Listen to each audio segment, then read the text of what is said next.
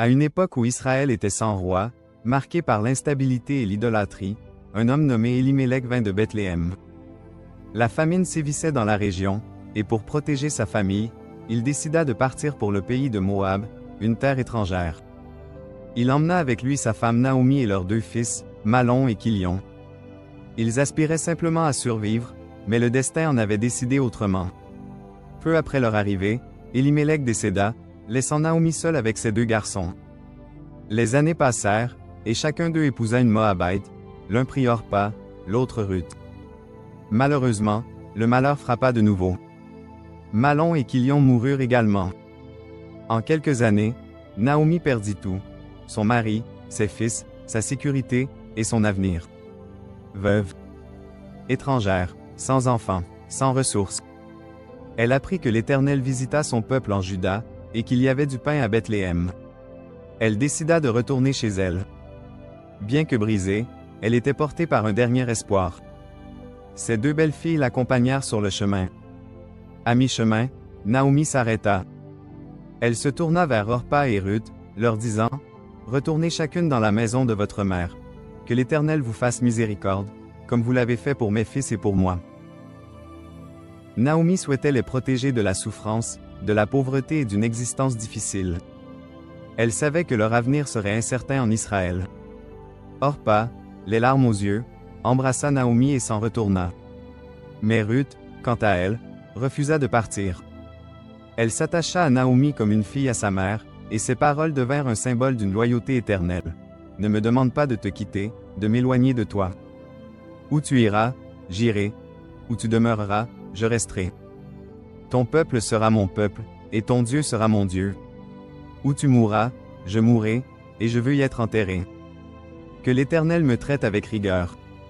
Si autre chose que la mort me sépare de toi. » Naomi, profondément touchée par cette détermination, resta sans voix. Elle comprit que Ruth avait choisi son sort par amour, non par obligation. Ensemble, elles arrivèrent à Bethléem au moment de la moisson. Les femmes de la ville furent étonnées. « Est-ce vraiment Naomi ?» Elle leur répondit avec amertume. « Ne m'appelez plus Naomi, la douce, mais Mara, la mère, car le Tout-Puissant m'a chargé d'amertume. Je suis partie comblée et l'Éternel me ramène les mains vides. » Cependant, elle ignorait encore que se tenait à ses côtés celle par qui Dieu changerait son destin. Ruth, apercevant leur pauvreté, demanda la permission de glaner dans les champs, selon la loi de Moïse pour les veuves et les pauvres. Et, par chance, elle pénétra dans un champ appartenant à un homme noble, Boaz. Mais rien n'était vraiment une coïncidence. Boaz remarqua Ruth. Il avait entendu parler de sa loyauté envers Naomi, ainsi que de son courage et de sa foi. Il s'approcha d'elle, en disant, « Écoute, ma fille, ne va pas glaner ailleurs. Reste ici avec mes servantes. Je te fournirai de l'eau et te protégerai. » Ruth, émue, tomba à ses pieds. « Pourquoi ai-je trouvé grâce à tes yeux, moi, une étrangère ?»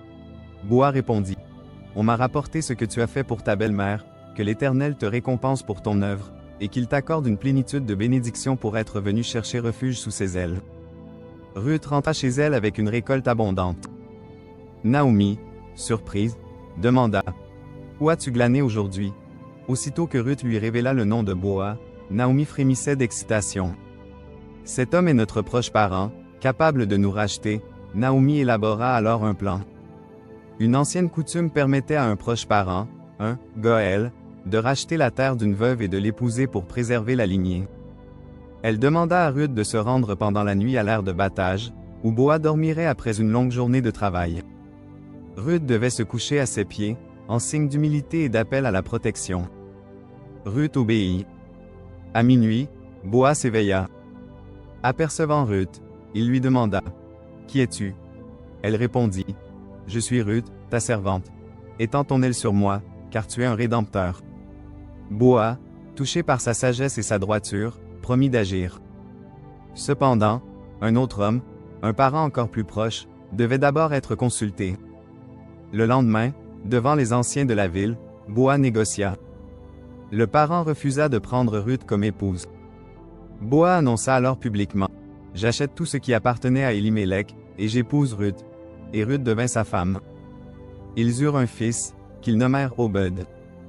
Naomi prit l'enfant dans ses bras, et les femmes du village s'exclamèrent, « Un fils est né à Naomi. » Obed devint le père de Jessé, qui fut le père de David.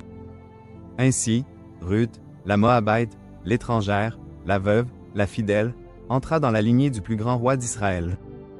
Et bien plus encore, de cette lignée naquit Jésus-Christ, le Rédempteur de l'humanité. L'histoire de Ruth est un hommage à la fidélité, à la foi silencieuse, et à l'amour désintéressé.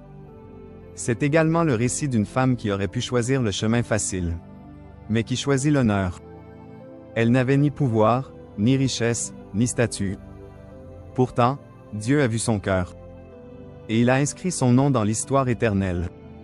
Peut-être es-tu comme Ruth aujourd'hui. Étrangère. Écarté traversant une saison de perte. Mais sache une chose, Dieu n'a pas encore terminé d'écrire ton histoire. Ta fidélité, même dans l'ombre, attire sa faveur. Alors choisis l'amour. Choisis la loyauté. Choisis Dieu.